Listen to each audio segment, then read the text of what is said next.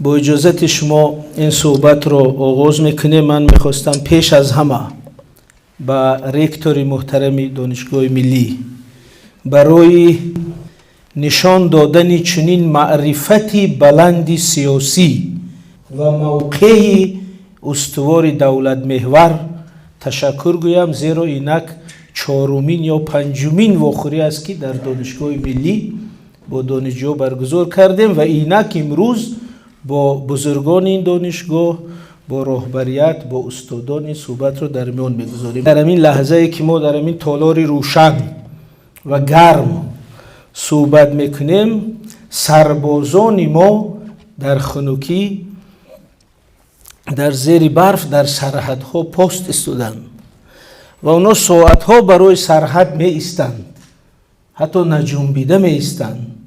بنابراین اگر ما یک ساعت برای سرحد، برای خاک وطن، برای فراگیری دقیق همین موضوع تحمل کنیم، من فکر کنم برای هممون مفید است. و این صحبت خصوصیتی جشنی تنتنوی ندارد، بلکه یک صحبتی کاری با نقشه، با کاغذ، با حجت، زیرا مقصد اساسی این است که ما درباره این مسئله یک معلومات و تصوری بنیادی به دست بیاریم تا که هنگام تشکل موقع خود، هنگام فهماندن این به محیط، به شاگردان، به جامعه، همین گونه یک موقع استوار داشته باشیم. دورانی که اینک به نام بحث مرزی بین تاجیکستان و قرقیزستان ادامه دارد، حدوداً 100 سال طول دارد. یعنی اولین بحث ها سال 1924 اگر شده باشند، این همین سال 2022 98 سال این بحث وجود دارد. من می‌خواستم که اول در قسم اول ماهیتی بحث رو بگیم، که یعنی که به این سوال بسیار آسان جواب دهیم که بحثی بین تاجیکستان و قرقیزستان در مسئله مرز از چی عبارت است. این سوال بسیار ساده که ما جواب بسیار روشن باید به آن داشته باشیم. در این لحظه که ما و شما صحبت میکنیم در سال 2022 طبق همه حساب ها 211,000 هکتار زمین قانونی جمهوری تاجیکستان در اختیار کشور همسایه قرار دارد. این رقم دو خصوصیت دارد. یکی این که این رقم رقمی رسمی است که دولت جمهوری تاجیکستان در سیمای وزیر کارهای خارجه جمهوری تاجیکستان در منبر سازمان ملل متحد صدا داده است و به جهانیان اعلام کرده است.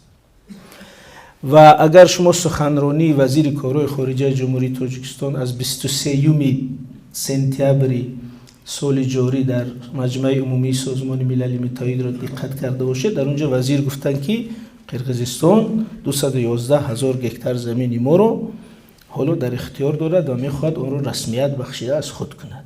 یعنی رقمی رسمی و موقع دولتی است. ولی طرف علمی و فاکتولوژیش چیست که تمام نقشه هایی که ما جمع کردیم، حتی من 10 سفر به اون منطقه داشتم، هر منطقه و قشلاق رو مساحتش رو جمع کرده، همین رقم 211 حتی کم است. یعنی حداقل اینکه درست است، ولی با علاوه بر این بازم هست. همین 211,000 هکتار زمین حالا در کجاست؟ منظره بحث همین است. 3 منطقه با رنگ زرد اگر توجه کنید، در بالا ما یک منطقه 84,000 هکتار زمینی داریم که بخش از جماعت خسته‌ورزی ناحیه باباجان غفوروف است. این 84,000 هکتار اگر شما به خریطه ها توجه کنید، تقریبا 40 سال 50 سال پیش خاک تاجیکستان بود، ولی کم کم به منطقه قرقیزها تبدیل شده. حالا از این راه ماشینگذاری که حتی از کنار بحر تاجیک قیراقوم میگذرد، همونجا تقسیم کرده، از راه اون طرف شده از قرقیزستان. بنابراین این یک منطقه است که بدون هیچ سندی رسمی در اختیار کشور همسایه قرار دارد. دوم، منطقه دوم 56,000 گکتر در کوهستان اندرک از ناحیه مسجد کوهی، این منطقه پایین، زردی پایین. این منطقه چرا زیاد در رسانه ها مطرح نمی شود؟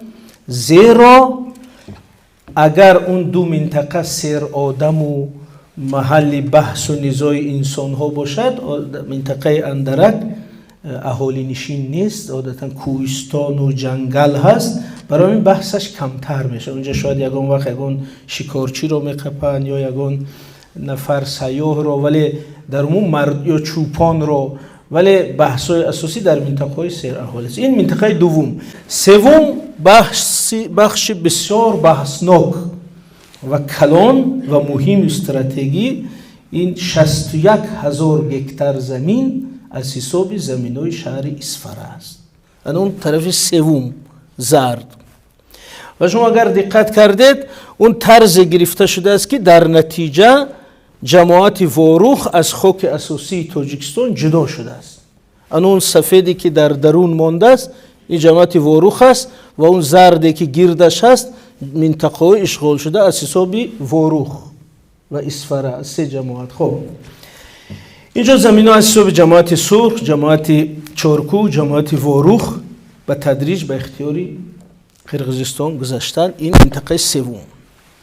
و همچنین یک 10,000 گکتر دیگر در همین خود منطقه باباجان غفورов در بخش اوفچی قلچه، در نوع جبور رسولov، در نوع سپیتامین، در نوع کمونی بودوم، بعضی منطقه های موردی بحث است. در عموم همین منظره عمومی بحث. و برای اینکه تصوری ما با یک قیاس بسیار استوار شود، من در این مقاله گفتم که همین حدود با بحثی زمین شناسی میشد 2110 کیلومتر مربع. 2110. این ویکی‌پدیا یا سامانه شهر دوشنبه شاید نوشته است که حدود شهر دوشنبه 203 کیلومتر مربع. یعنی از زمین نصف وحدت سر میشه تا نصف ایسار، از نصف رودکی تا نیم ورزاب، همین دوشنبه با همه اطرافش 203 کیلومتر مربع. پس این 2100 است. یعنی 10 برابری حدود شهر دوشنبه است. همین زمین هایی که امروز در اختیاری کشوری همسایه هست از حساب تاجیکستان.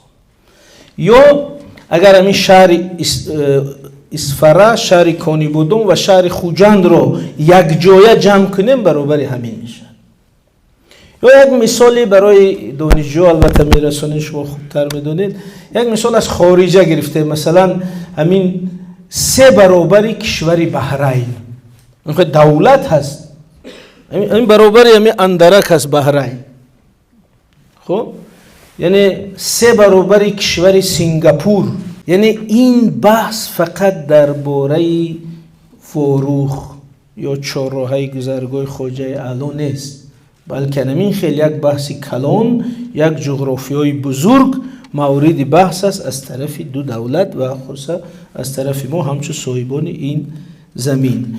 و اکنون ماهیت نزاع چی است؟ ماهیت نزاع همین است که همین 210,000 گکتری رسمی اینجایی که ما حجت داره میگوییم در طول 90 سال اخیر قدم به قدم به اختیار کشور همسایه گذشته است و از بس که ما در ترکیب یک دولت بودیم همچون استفاده بری موقتی زمین اینا داده شدن. حالا چه خیلی داده شدن یک بحث داریم.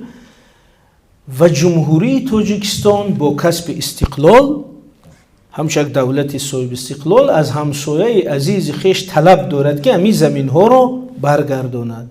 مهلت استفادهش تمام شد، آن رو برگرداند و کشور همسایه فعلا از برگرداندن این زمین ها خودداری میکنه. همین ماهیت نزاع. یعنی این کشور میگه زمین ها رو برگردان، این میگه که حالی چنین سبب ها که این کار رو نمیکنیم. خب اکنون وضعی همین روزه چی است؟ در همین لحظه، تو همین لحظه بین دو کشور برای حل همین مسئله بیش از 200 ملاقات دایر شده است. شما هر هفته میبینید که کمیسیون گوناگون ملاقات میکنه. مرز عمومی ما با قرقیزستان 1000 کیلومتر است، یعنی 987 کیلومتر. 13 کیلومتر کم 1000. ما 987 کیلومتر مرز داریم.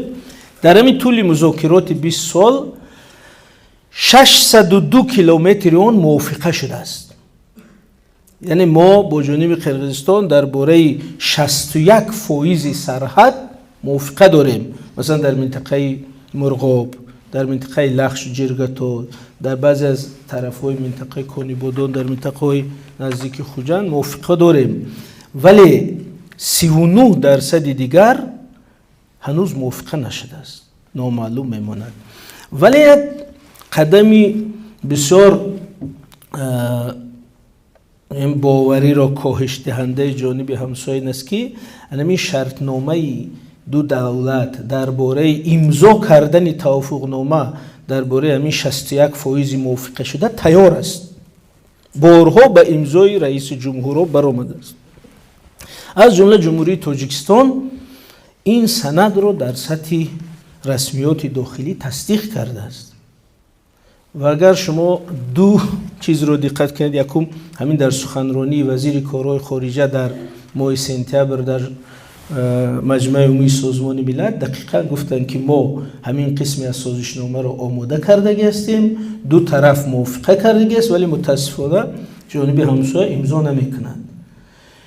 همین سخن در سخنرانی پرزیدنت جمهوری تاجیکستان در ماه اپریل سال 21 در شهر اسفره در خود واروخ اونجا هم گفتن که ما درباره همین مقدار از سرحد موافقه حاصل کرده هستیم.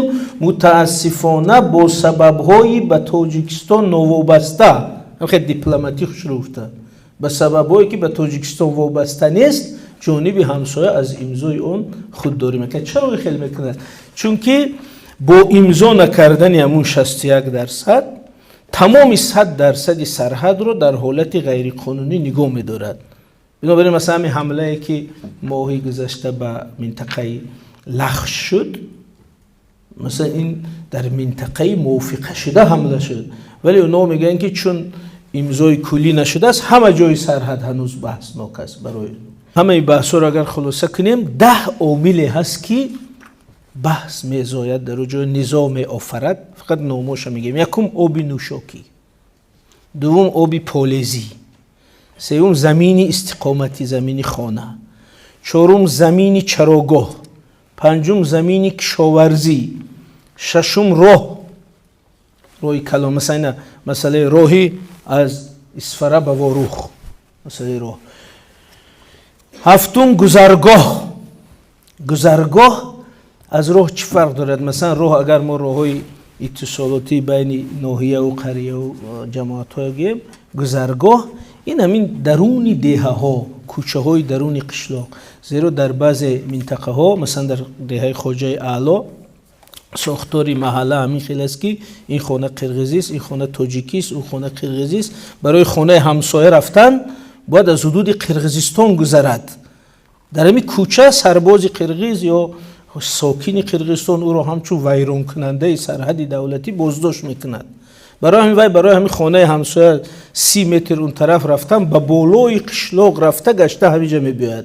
این مسئله گذرگاه است. و چرا خیلی شد از وقت شود میگیم. مسئله هشتم پول کپروک ها، مسئله نهم بعضی ذخیره های طبیعی مثلا مسئله انگشت اینا هست آب، و مسئله دهم قبرستان. مثلا ما 4-5 مورد داریم که قبرستان های اجدادی مردم دیه های تاجیک نشین اکنون شدن حدود قرقیزستان. یعنی قبرستانی که مردم صدها سال پدراشون باباشون اونجا خاک شده است و هم خیلی به چشم میبینی که این قبری پدر قبری بابا، ولی نزدیک رفته نمیشه چون میگه این حدود جمهوری خارجه است.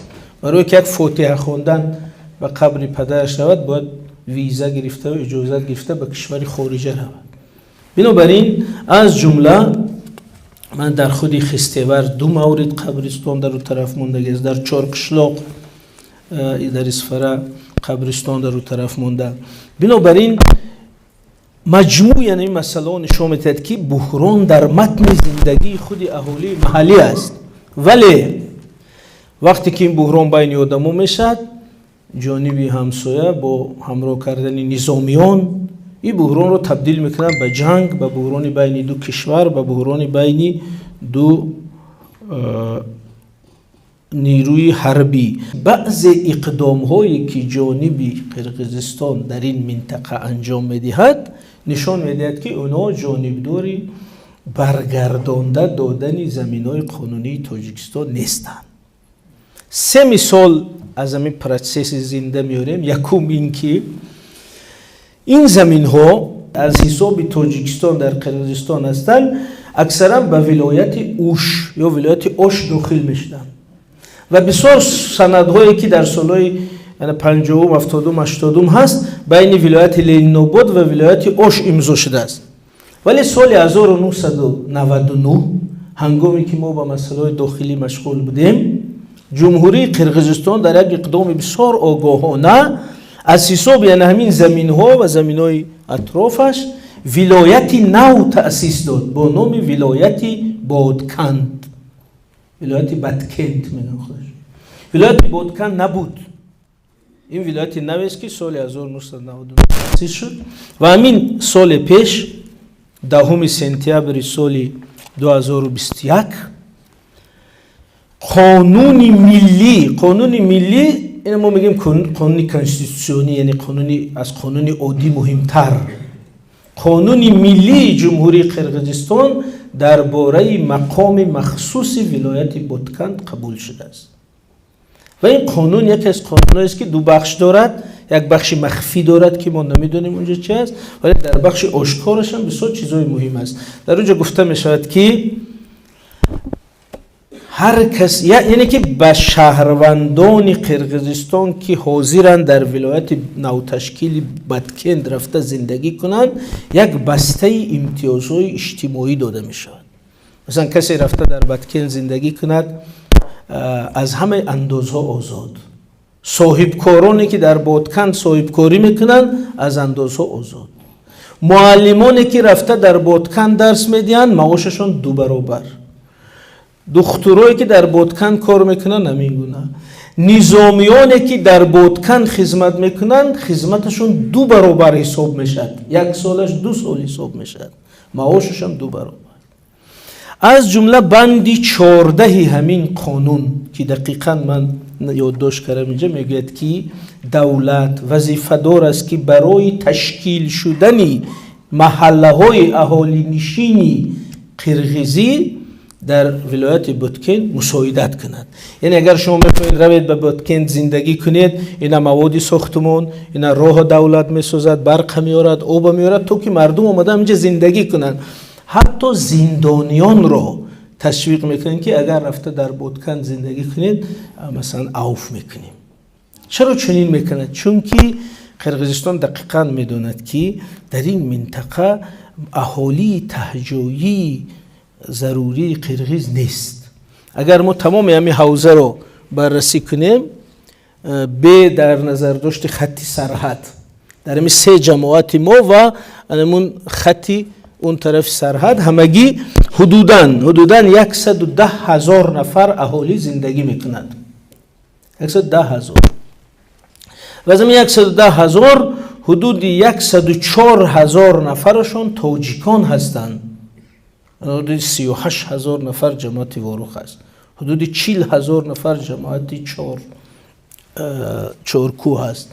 حدود همین قدر دیگر جماعت سرخ است. اینا تاجیکانی هستند که هزاران سال اینجا زندگی میکنند و همگی حدود 6,000 نفر قرقیز است در این منطقه از طرف قرقیزستان در اون خط مرز. و این بالانسی بسیار نااستوار است. یعنی ببینید 104,000 کجاست و 6,000 کجاست و این 6,000 هم به همین طریق صنعی در 30 سال 40 سال اخیر آورده شده است.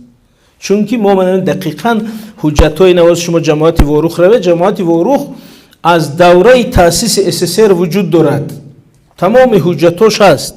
در همون جماعت ورق زادنامه و ورق مرگ و تمام دفترهای ثبت اهالی هست. تا سالهای 72 75 یگان نفری که ملتش قرقیز نوشته باشه در کتاب این جماعت ها وجود ندارد. بنابراین پیدا شدن اهالی قرقیز این اساساً از سالهای 75 به بعد هست. حتی نام همین دهه ها در اولین بار در حجت ها سالهای 72 82 به وجود آمدن. از این رو قرقیزستان میداند که اونجا اهالی نیست، بنابراین با دادن همین امتیازها در این منطقه اهالی قرقیزی به وجود میارند.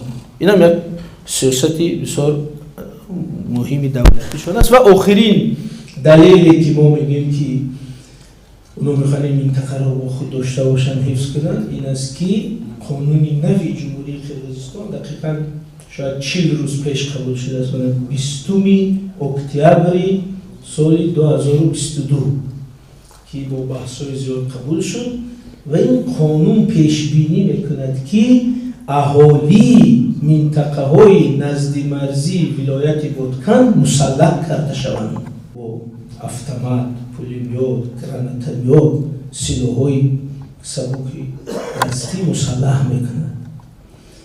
و بینید که ما در قراردادها در پروتکل ها می نویسیم که دو طرف قرار میکنند که نیروهای حربی خود را از خط سرحد دور کنند. اینا ما 5 کیلومتر فرضاً دور میکنیم، ولی اون خود همین قشلاق به بازی حربی تبدیل کرده است، اهالی رو مسلح کرده است که مثلا خودش یک واحد نظامی است، اهالی. از این رو همین عامل ها نشان میدهد که جانب همسایه در مسئله بازگرداندن این زمین ها یک نگاه این خیلی طوری که ما خوشبینانه داریم ندارد. اکنون یک بخشی اساسی که همین مقاله اساساً روی این ایستاده است، بحث حجت های بین دو طرف است. چرا حجت ها مهم است؟ زیرا این استادای حقوق اینجا هستن، استادای روابط بین المللی اونجا هستن. حجت این تنها اساس است که ما روی آن ایستاده میتونیم گپ زنیم. تنها حجت میتواند اثبات کند که موضوع صحبت چیست و موضوع بحث چیست، حد و سرحد بحث چیست. برای همین ما میگیم که برای معین کردنی سرحد دولتی بین ما یک مفهومی رو در اینجا استفاده کردیم که در مذاکرات، هیئت مذاکرات تاجیکستان همیشه با اون تکیه میکنند، نامش حجت معین کننده سرحد دولتی. یعنی ما میگیم که اگر حجت معین کننده سرحد دولتی دارید، همین حدود از شما. اگر چنین حجت نیست، پس این حدود بحثناک است یا ما داریم این خیل حجت. بنابراین حجت معین کننده سرحد دولتی چی است؟ حجت معین کننده سرحد دولتی همون حجت است که اول رسمیات داخلی همون دولت را گذشته باشد. یعنی مثلا شورای عالی همون دولت، نهاد عالی قانونگذار همون دولت اون رو رسما قبول کرده باشد در شکل قرار شورای عالی. دوم، رسمیات بین دولتی را گذاشته باشد، دو طرف موافقه کرده باشند بالای این سند و امضا کرده باشند. سوم، موضوع نمو حجت مرز باشد، درباره خود مرز. چرا این مهم است؟ زیرا در بخش حجت‌های قرقیزستان ما می‌بینیم که اونا بعضی سازشنامه‌های عمومی رو میارن، میگن تیپ همین مرز رو حل کنیم. مثلا سازشنامه تأسیس ایده رو میبرن که او موضوعش مرز نیست، ولی او رو میگن. چهارم، هر دو طرف بعد امضای رسمی آن را اعتراف کرده باشن، راتیفیکاسیون گذرانده باشن. اما حجت ما میگیم این خیل حجت نامش است سند یا حجت معین کننده سرحد دولتی. چرا این بسیار برای ما مهم است؟ زیرا جانب قرقیزستان هم به این مذاکرات اساساً دست خالی نمیاد. ببینید ما همین 211,000 تقریبا نصفش خودسرانه اشغال شده است، ولی درباره نصف از این زمینا اونا حجت دارن. اونا بحث در کجاست؟ ولی حجتاشون چیست؟ من تمام حجت‌ها گروه بندی کرده 8 نمودی امی حجت‌ها رو برشمردیم. 8 نمود. مثلا برای که وقت زیاد نشه فقط ناموش میگیم. ببینید، یکم معامله بین دو شهروند، مثلا اون وقت تاجیکستان بود همش، قرقیزای مقیم اونجا هم ساکنی تاجیکستان بودن. مثلا در دهه خواجه اعلی یک تاجیک خانهش با حولی باغش رو به قرقیز فروخت است، خودش کشیده است رفته است خوجند. یعنی در میانه دو خانه تاجیک یک خانه قرقیز این فروخت است و قرقیز اومده اینجا رو اشغال نکرده، در اصل همون تاجیک خودمون فروخت است. ولی حاضر ویا میگن که هر کجا قرقیز زندگی میکند همراه حولی و خانهش این قرقیزستان است. برای همین در همین درون محله ها حدودای میده قرقیز پیدا شد. همین یک خانه خرید با حولی و زردال و زارش، همین قرقیزستان شد، چون که اونا با همون شهروند خانه و زمینش هم حساب کردن. از این رو در بعض جاها حالا همین خریطه ببینید میگن حالت شخمت یعنی حالت شطرنجی، یک کوچه قرقیزی است، یک خانه تاجیکی با یک خانه قرقیزی. همین در نتیجه خرید و فروش اموال شده است. یک. دوم منصبدارای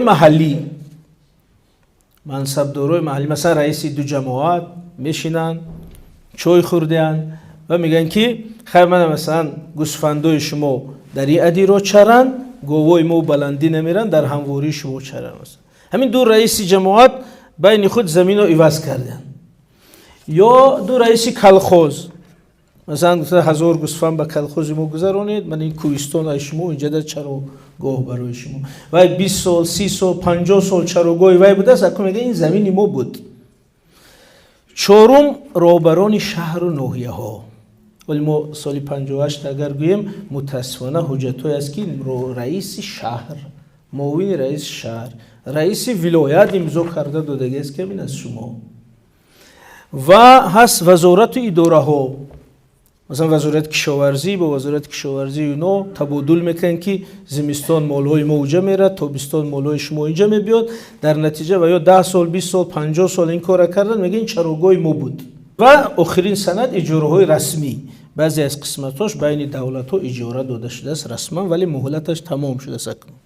حالا اکنون اونا چی میگن؟ میگن که این زمین ماست، این رئیس جماعت گفتگی، این رئیس کلخوزتون امضا کردگی است. بنابراین ما چی میگیم برادر؟ این سندی استفاده موقتی زمین است. این سند یا حجتی معین کننده سرحد دولتی بین دو دولت نیست. این که یک رئیس کلخوز با یک رئیس کلخوز یک قطعه زمین رو عوض کرده یا حتی فروخته است، متاسفانه مواد جایی است که فروخته است، این سرحدی رسمی بین دو دولت را تغییر نمیدهد.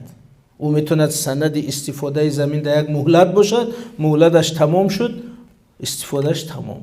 بنابراین مجموع حجت هایی که جانب همسایه پیشنهاد میکند همین قرب دارند. از این رو در اینجا یک عباره هست که نقطه قوت ما چی است؟ نقطه قوت ما این است که ما در اساس سندهای صحبت میکنیم که اون قربی رسمیتی سندی معین کننده سرحدی دولتی رو دارد، نه که بین دو چوپان و دو رئیس باشد. از این رو ما میگیم که در هر قطعه زمین که شما همین گونه سند دارید ما در اون بحث نمیکنیم. خب اکنون چرا چنین تکیه به این سندها مهم است؟ کنستیتوسیون اتحاد شوروی همچون سند اساسی قانون معین کننده دوره شوروی مکانیزم تقسیم و معین کردن و تغییر دادن سرحد بین جمهوری ها رو معین کرده است. 3 نکته رو پیش بینی میکند. میگه که سرحد جمهوری های عضو اتحاد به راضیگی آنها تغییر داده نمیشد. این پونکت 1. دوم، سرحد جمهوری های عضو شوروی بعد تصدیق نهاد عالی قانونگذار اتحاد شوروی رسمیت می‌یابد. یعنی دو طرف راضی میشن، می‌نویسن به مسکو. اونجا سویت عالی SSR باید تصدیق کنه که در حقیقت مرز تاجیکستان قرقیزستان امین است. بعداً قدم سوم همان قرار نهاد عالی اتحاد شوروی را این دو جمهوری باید دوباره قبول کند. راضیگی شد. راضیگی نیست که رئیس جمهورش یا کاتب اول حزب بیاد که به تلفن یا بیاد که من راضیم، بلکه راضیگی در شکل قبول قرار شورای عالی همین جمهوری. همین 3 زینه رو اگر گذرد ما میگیم که این حجت حجتی معین کننده سرحدی دولتی است. اگر تمام تاریخ و تمام حجت های دو طرف رو در طول 100 سال گیریم، تنها حجت های سال 1924 تا 32 درباره تقسیمات سرحدها همین پروسیدور رو گذاشتن. بنابراین ما میگیم که تنها حجت های سال 24 32 رسمیت دارد. اینجا من با تمام مسئولیت میگویم که از سال 1932 از 1 ینوری سال 1932 که آخرین بار تاجیکستان سرحدش رسما تصدیق کرده است با قرار شورای عالی، از همین 1 ینوری 32 تا این 7 دکبر سال 2022، این 90 سال، یگان سند رسمی درباره تغییر سرحد بین دو کشور قبول نشده است. نیست.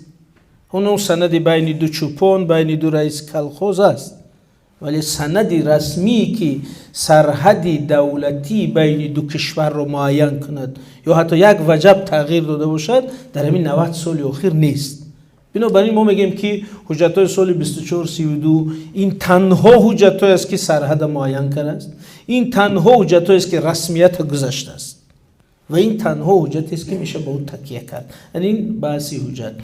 و اینجا یک نازکی هم دارد که ما به همسایه میگیم که اگر حجت‌های سال 24 32 رو قبول نکنیم، در نتیجه وضعیت به حالتی تا تأسیس شوروی برمیگردد. او دوره امیر بخارا، امارت بخارا و روسیه پادشاهی میبیاد. و وقت هر دو طرف از سوبیکتیویت و از جانب مذاکره بودن محروم میشن. چون که ما حجت‌های سال 24 32 رو مثلا من شخصا یک حجت‌های بسیار بد، ناعادلانه نسبت سرنوشت خلق تاجیک بیرحمانه حساب میکنیم. زیرا در همین دوره قریب همه سرزمین‌های ما از دست رفت در همین حجت‌ها، ولی امروز این یگانه حجت‌های رسمی است که ما میتونیم به همون گیم که همین چیز هست. پیش از اون دوره امارت و روسیه پادشاهی است که و دیگر بحث‌ها دیگر سرزمین‌ها. بعدی انقلاب اکتبر در روسیه مرکزی تا سال 24 ما 3 دولت داریم، یعنی جمهوری خوارزم است، جمهوری ترکستان است و بعداً از سال 20 جمهوری بخارا، جمهوری خلقی سوسیالیستی بخارا. سال 1924 یعنی 24 نوامبر 24 با قرار اتحاد شوروی یک کمیسیون تشکیل شد با نام کمیسیون برهمدهی آسیای مرکزی، لیکویداسیون کمیته برهمدهی. این برهمدهی چی رو برهم میداد؟ یعنی همون 3 دولتی آسیای مرکزی رو که بعدی شوروی تأسیس شدن برهم دادن، در اساس ملیت جمهوری های نوی اتحاد شوروی رو به وجود آورد، همین لیکوید کام، یعنی کمیسه برهمدهی. و متاسفانه چرا من گفتم که این حجت ها بیرحمانند نسبت ما؟ چون که ببینید در همین سند تأسیس جمهوری آسیای مرکزی جمهوری ازبکستان، جمهوری ترکمنستان، جمهوری قزاقستان تأسیس شد، تاجیکستان همچون جمهوری تأسیس نشده است. همون مکتوبی که شیرین شاه و تیمور به استالین نوشت و دو نوشت که 800,000 نفر همینجا زندگی میکنه تاجیک، چرا اونو در تقسیمات صاحب دولت نشدن و این مکتوب باعثی کشته شدن شد.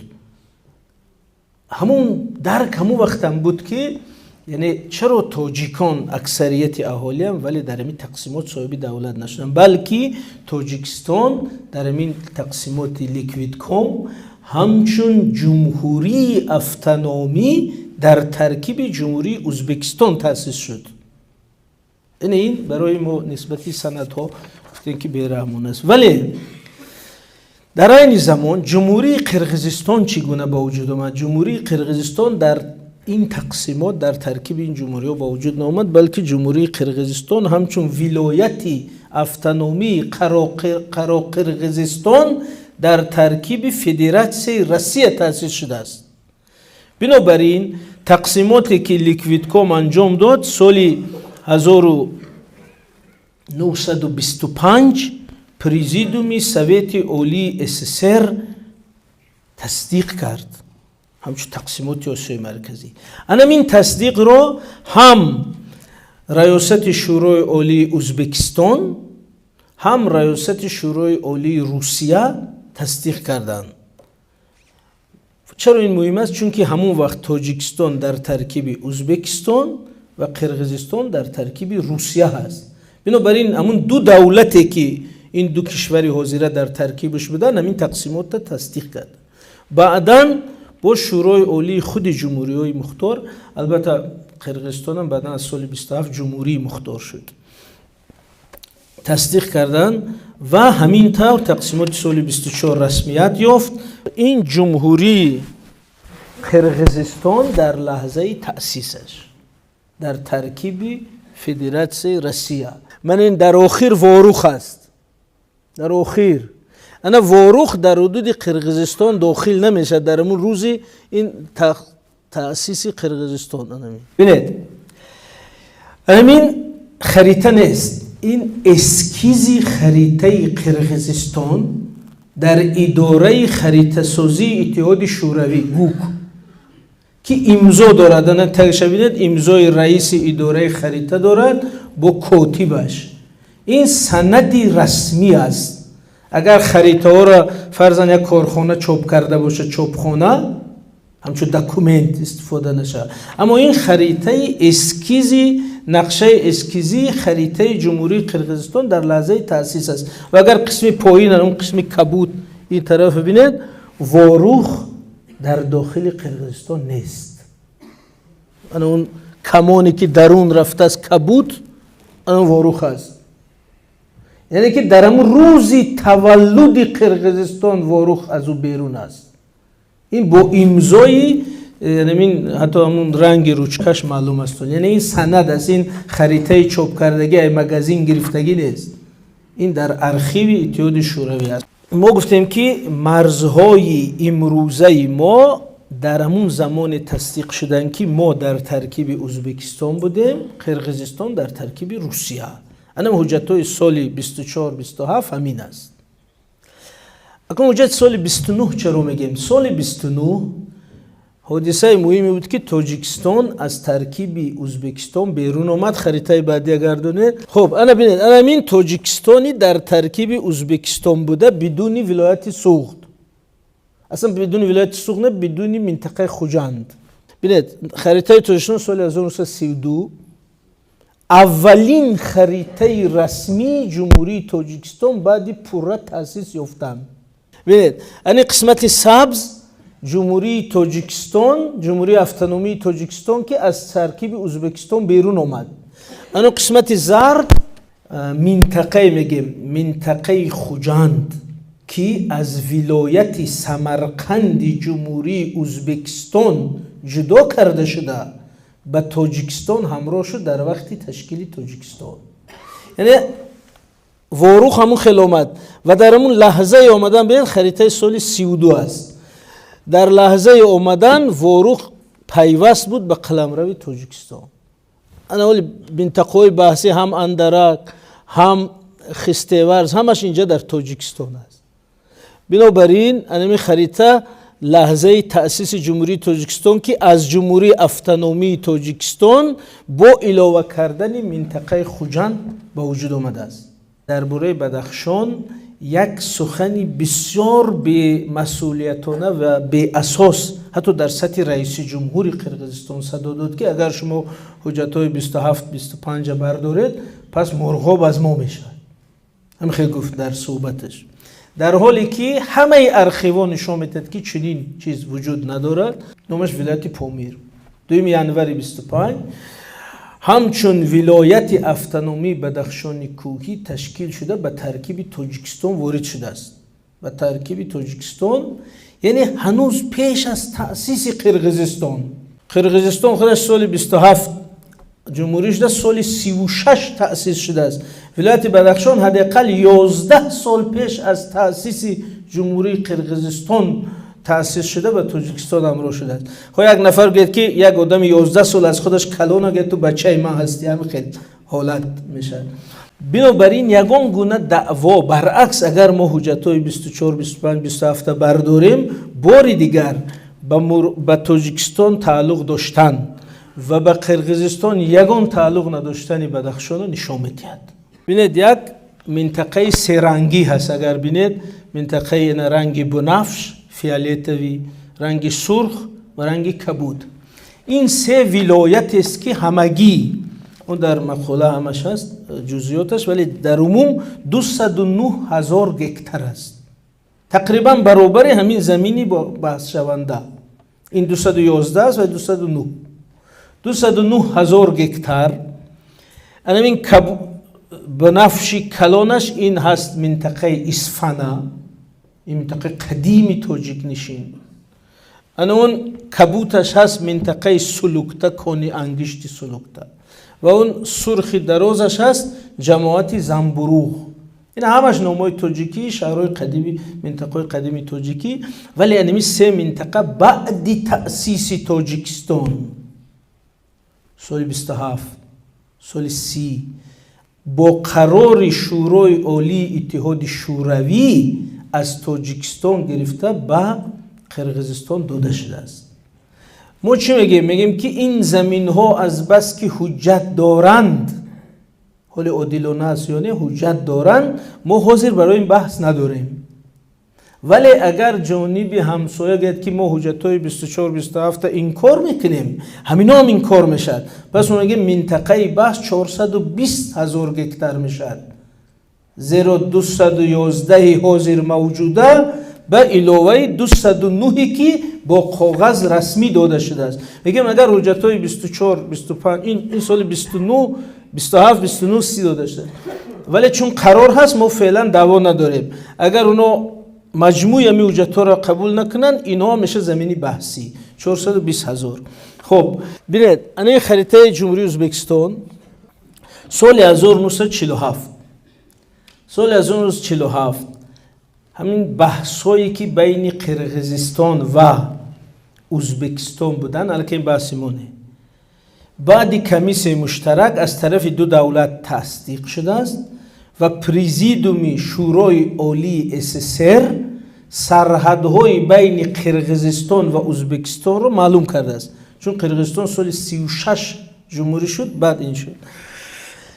یک اداره بسیار معتبر است با نام گوک، هم در اتحاد شورای بود، главное управление کارتوگرافی، مثلا اداره سرریاستی خریطه سازی. همین گوک SSR همین خریطه را با امضا، ولی نسخه امضاش بدی هست. یعنی در همین جا ببینید که این خریطه رسمی سال 49 هست، سال 47 که سرحدهای قرقیزستان و ازبکستان رو معین میکنند و در همین جا هم دقیقاً معلوم است که واروخ در حدود قرقیزستان نیست. و اکنون این بحثی مرزها در سالهای 20 و اکنون میگیم سری حجت‌های جانب همسایه. این رو اگر مختصرتر گوییم، ما گفتیم که وقتی که جانب همسایه میداند که تکیه به حجت‌های سالهای 24 25 27 و 32 پوره اثبات میکند که زمین ها به تاجیکستان داخل دارد، اونا میان یک بسته حجت‌های بعد سال 32 رو در مذاکرات مطرح میکنند.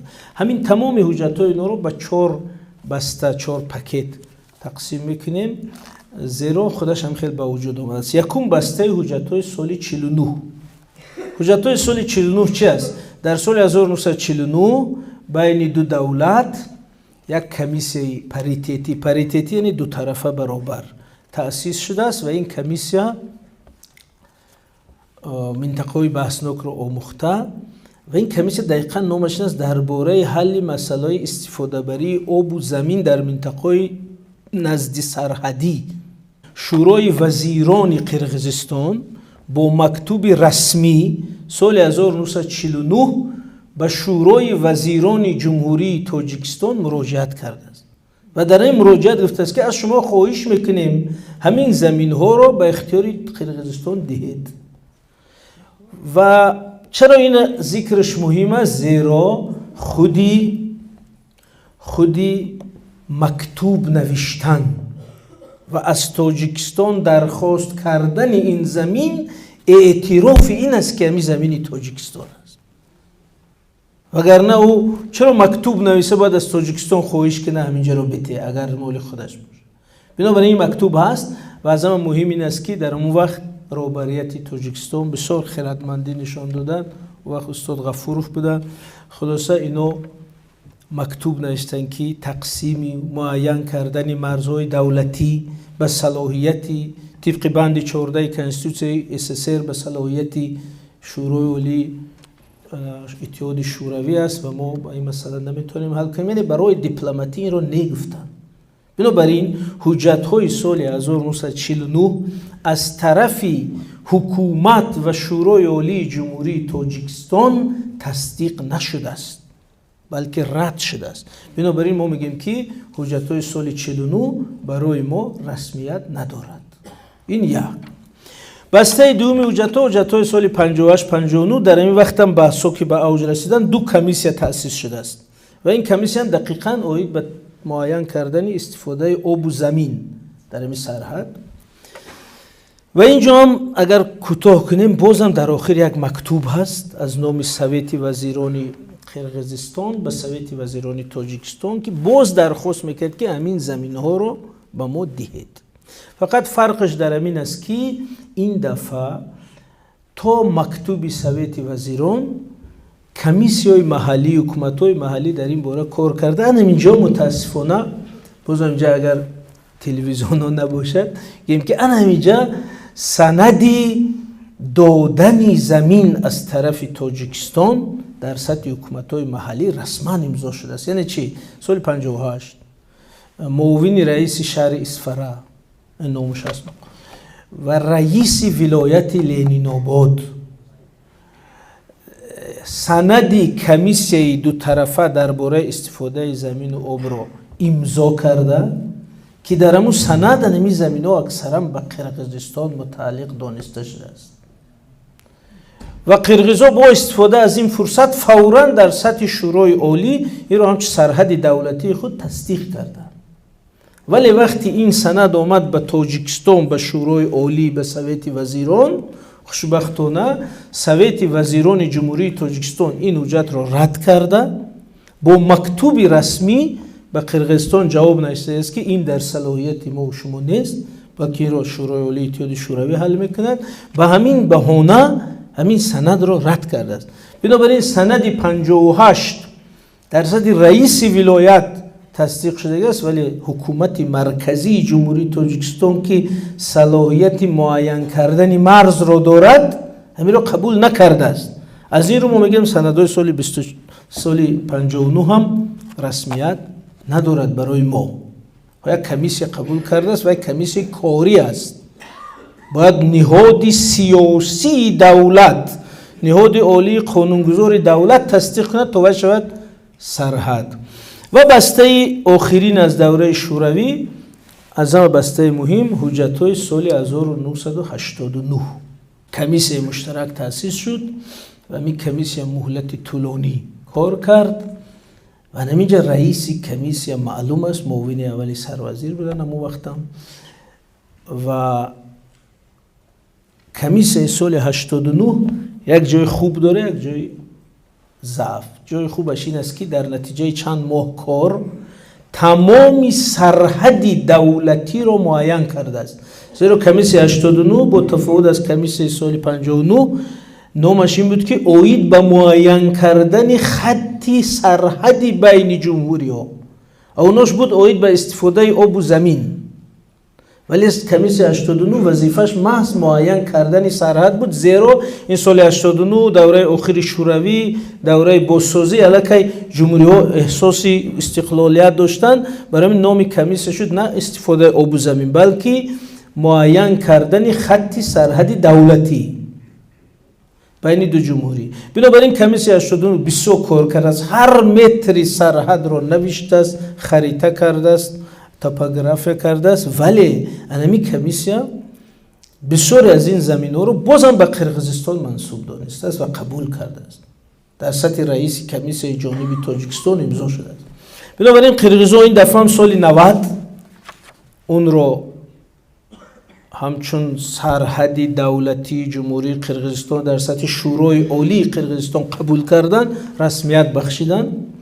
ولی وقتی که این سند به شورای عالی تاجیکستان آمد، شورای عالی تاجیکستان نتیجه های کاری کمیسیون سال 89 را رد کرد که راتیفیکاسیون نکرد. یعنی گفت که این سندها پورا به ضررند. سندهای تاجیکستان همون سند است که سال 2732 تصدیق شده است. این سندها یگان رسمیت ندارند. شورای عالی تاجیکستان کمیسیون سرحدی را برهم داده، کمیسیون نو تأسیس داد. نام رئیس هر دو کمیسیونش هست دارد. بنابراین همین که شورای عالی تاجیکستان قبول نکرد، رد کرد، این کمیسیون رو همش بیکار کرد، کمیسیون نو تأسیس داد، معنیش این است که حجت‌های سال 89 هم از جانب جمهوری تاجیکستان رسمیت نیافته است. بنابراین وقتی قرقیزستان میگه ما در اساس سندهای سال 89 ما میگیم اون برای ما رسمیت نداره، زیرا دولت ما را قبول نکرده است. و یک سند دیگری بسیار مهم که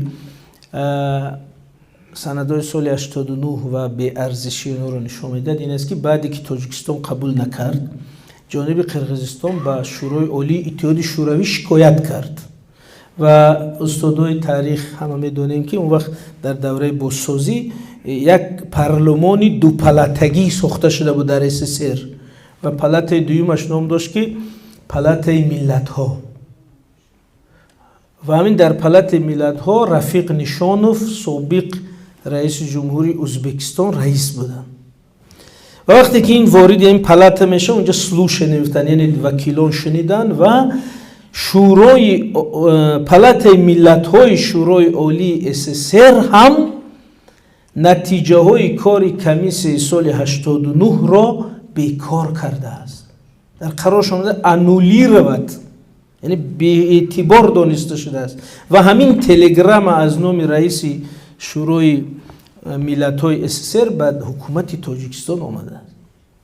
و همین هم نشون میده که ما سال 89 این سرحد رو قبول نکردیم، اعتراف نکردیم. برای همین سه دسته حجتی که وجود دارد ما میگیم که همچون حجت بین رئیس کلخوز و ناحیه و شهر و کمیسیون هست، ولی حجت معین کننده سرحد دولتی که دولت ما دو دولت خیلی که در اول گفتیم پروسیدور رو گذاشته قبول کرده باشد نیست.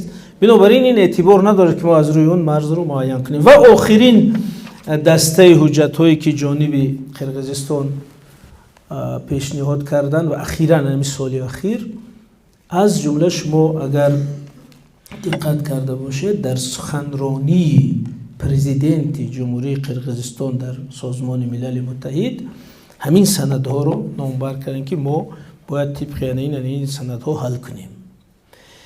این دسته سندها چی است؟ سندهایی که در دوره استقلال شده است. 5 سند است، ما نامش میبریم. یک تش شهر میتیم. سند یکم یعنی سازشنامه عاید به تأسیس اتحاد دولت‌های مستقل از دکبر سال 91 است، میدونی اونی که بلاویست شد. خب دوم این عهدنامه دوستی بین تاجیکستان و قرقیزستان است. سوم این اعلامیه مسکو است. چهارم اعلامیه الماتو است. پنجم این نامه خودی ایدمه یعنی اسنگه. این 5 حجت است که قرقیزستان میگه که اکنون حجت‌های تاریخی رو مانید از روی همی حل کنیم. و این حجت‌ها چی است؟ یعنی این حجت‌ها یک جایی قپیدن دارد برای قرقیزستان، زیرا در این حجت‌ها نوشته شده است که جانب‌ها تمامیت ارضی همدیگر را اعتراف میکنند. جانب‌ها سرحدهای موجوده همدیگر را اعتراف میکنند. هم ما امضا کردیم هم قرقیزستان. قرقیزستان میگن که شما در این سند امضا کردید که دو طرف سرحد همدیگر را اعتراف میکنند. سرحد موجودانه عبارش است چیز существующие границы, неприкосновенность существующих границ. یک پونکتی همین سازشنامه ایدمی هست. خب ما چخیل میگیم که همین بحث دو مشکل دارد. شما بینید در همین سخنرانی وزیر کارهای خارجه در سازمان ملل متحد همین جواب بود. گفتن که سازشنامه تأسیس ایدمی موضوعش تنظیم مرزها نیست.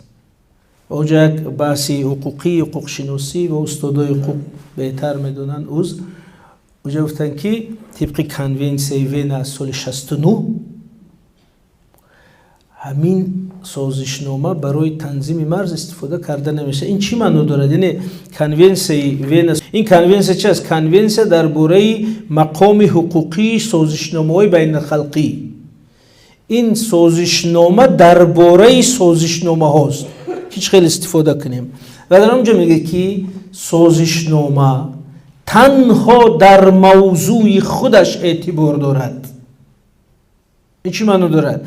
یعنی مثلا همین سازشنامه تأسیس ایدمه، اتحادیه دولت‌های مستقل، نشست که هدف این سازشنامه تأسیس تشکیلات بین الخلقی با نام ایدمه است.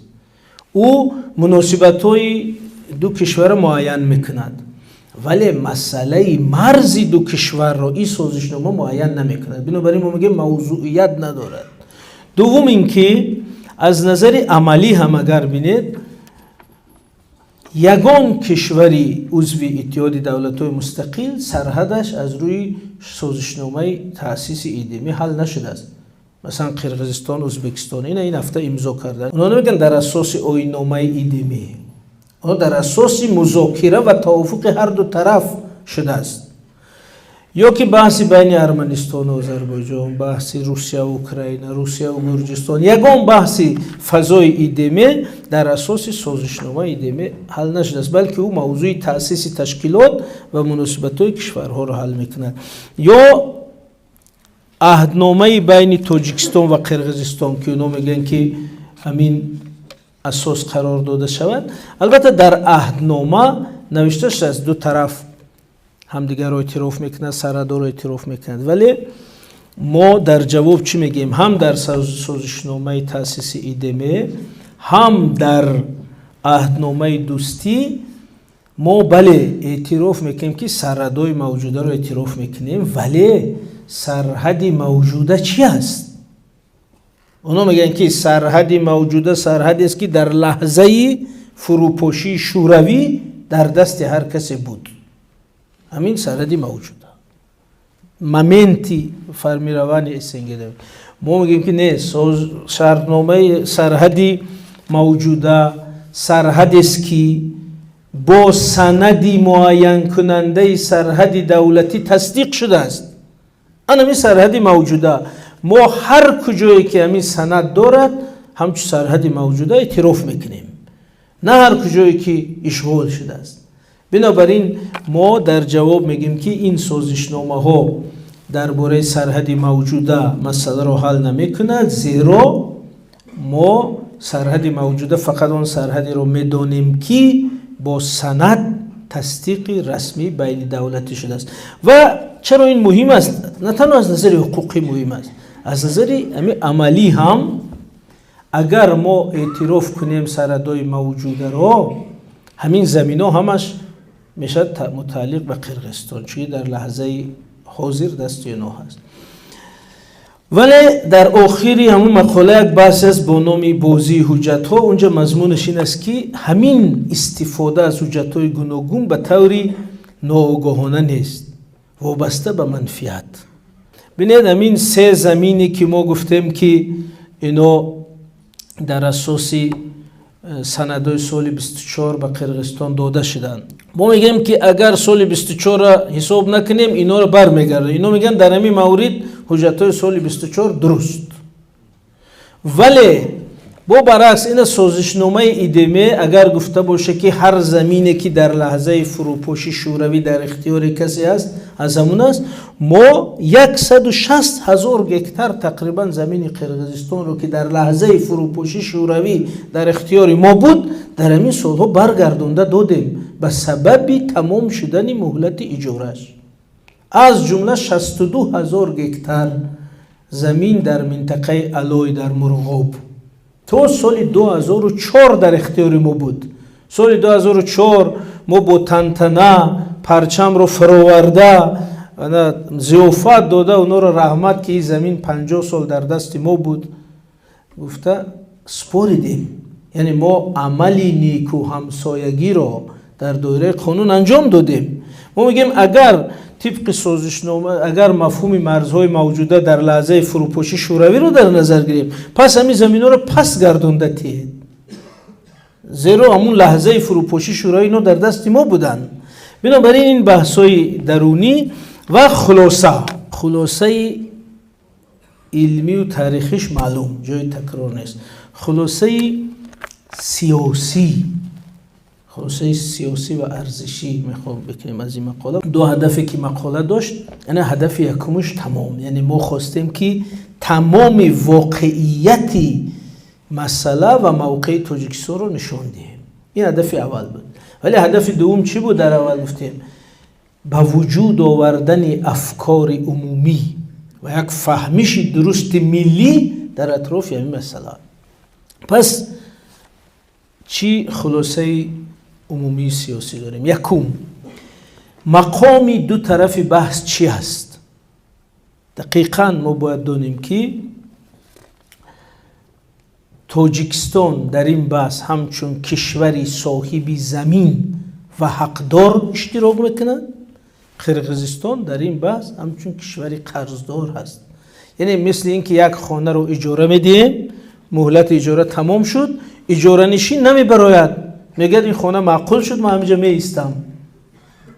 ما میگیم از حدودی که اجاره بود، مهلتش تمام شد، و قاعده های بین کلخوزی دوره شوروی تمام شد، شما براید، اون نمیبراید. بنابراین جانب تاجیکستان جانب صاحب حق است در اینجا، جانب قرقیزستان جانب قرضدار. دوم، مسئله حقیقت و عدالت در نزد وجدان، در نزد تاریخ، در نزد عدالت هم اگر ایستیم، باز ما میگیم که عدالت حقوقی و عدالت تاریخی در همین بحث در جانب تاجیکستان است. یعنی ما به زمینی همسایه دعوا نداریم، یگان متر به زمین قانونی کشوری همسایه دعوا نداریم. و از این نظر حق به جانب تاجیکستان است. و هدف دو طرف چه؟ سوم، در همین بحث هدف ما، هدف جمهوری تاجیکستان برگرداندن زمین‌های قانونی خود و برقرار کردن تمامیت ارضی خود است.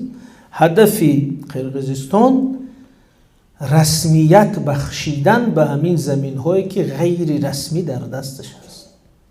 و همین جمله رو حتی اگر باز من برای که رسمیت تامین شه میگم که در سخنرانی وزیر کارهای خارجه در سازمان ملل متحد هم خیلی جمله بود که جانب قرقیزستان تلاش دارد همین زمین‌هایی که در اختیارش هست رسمیت بخشد برای خود. این هدف اون طرف. و مسئله مرکزی که در نام مقاله برآوردیم این است که دقیقاً باید دونیم که تاجیکستان کشوری تجاوزگر نیست. زیرا وقتی همه سندها نشان میدهند که این زمین به تاجیکستان تعلق دارد، این سرزمین قانونی خود همین کشور است، چقدر یک کشور میتونه به سرزمین خود تجاوز کند؟ تجاوز چه است؟ یعنی به زمین بیگانه به طور مسلح و زورآوری هجوم کردن، اون رو غصب کردن، اگریسیا کردن. از این رو این در ذهن هر یک تاجیک باید باشد که ما اینجا مسئله تجاوز نداریم، ما به خاک بیگانه تجاوز نکردیم، بلکه ما برگرداندن زمینای قانونی خود رو به میان گذاشتیم. این عدالت بسیار مهم است. حالا ضرورتش رو میگم، زیرا بینید که همین ماه سپتامبر برای قوی کردن ارتش خود در جنگ اوکراین فدراسیون روسیه موبیلیزاسیون اعلام کرد یا سفربرکنی عمومی. بینید که البته یک قشری هستند که موقع دولت رو حمایت کردند، ولی یک قشری از جوانان گریختند، روی راست گریختند. هزاران نفر در مرزهای روسیه شما دیدید که چقدر گریختند. حتی بلیت هواپیما برای گریختن از روسیه 10 برابر قیمت شد. این بلیت دوشنبه مسکو دوشنبه $200 بود، $5000 شد. با کجای راست آمد؟ با دوشنبه با استانبول با تیفلیس کجای بلیت باشه روسا پرواز کرده گریختن. همون قش چرا گریختن؟ البته ما میتونیم بگیم که بعضیش حسی وطن دوستیش ضعیف بوده است، بعضیش مثلا ترسو بوده است، تروس بوده است، گفتی خدا بود. لیکن یک قسم بزرگش از این گریختن که در ذهنشون منطق یمی جنگ فهمو نیست، عدالت یمی جنگ در باور ندارد، در حقیقت مقدس بودن یمی جنگ در باور ندارد. این مسئله بسیار مهم است که مناسبتی مردم به مسئله چی است. بنابراین ما گفتیم که هدف، یکی از هدف‌ها این بود که ما نشان دهیم که در همین بحث منفیت ما در کجاست، موقع ما در کجاست، عدالت در کجاست. انا میخوام اگر در وجدان خود، در ذهن خود عدالت همین مسئله رو دقیق حس کنیم، درست بدن موقع دولت رو آدم هم حس میکند هم حمایه میکند. و همچنین ما خلاصه ششم آخرین این بود که ما باید دقیقاً دونیم که ایستادگری و موقع دولت یا رهبریت جمهوری تاجیکستان برای برگرداندن این زمین ها در راستای منفعت های ملی است. یک اقدامی ضروری برای یک دولت است. بنابراین ما با همین خیلی باوری، با همین خیلی فهمیش درست، بسیار زحمت کشیده شما، باید موقع دولت رو حمایه کنیم. اینجا مسئله این است که این حمایه اگر با شعار، با پروپاگاندا، با یک احساسات باشد، این ظهوری لحظوی دارد. ولی اگر حمایه در اساس درک استوار باشد، در اساس معلوماتی دقیق باشد، در اساس یک باوری قوی باشد که ما دقیقاً میدونیم که اونجا گپ درباره چی میرود و کجاش از ماست و کجاش باید گرفته شود، کجاش باید حمایت شود، این حمایه استوار میشد. بنابراین آخرین جمله همی مقاله اگر برید اونجا گفته است که هر باور باید چی داشته باشد؟ منطق و اساسی استوار داشته باشد. با درکی چنین معلومات، با داشتن چنین بعضی یا پایه قوی تاریخی، حقوقی، حجتی، سندی، ما باید به این مسئله هم خیلی مناسبتی آگاهانه با سوادانه داشته باشیم. و اگر انمون موقع ملی ما در پشتش چنین بعضی استوار داشته باشد، با علم، با منطق، با سند، با عدالت تامین باشد، همون حس وطن دوستی گویا که در بالای یک پایگاه استوار ایستاده است. تشکر برای همه شما.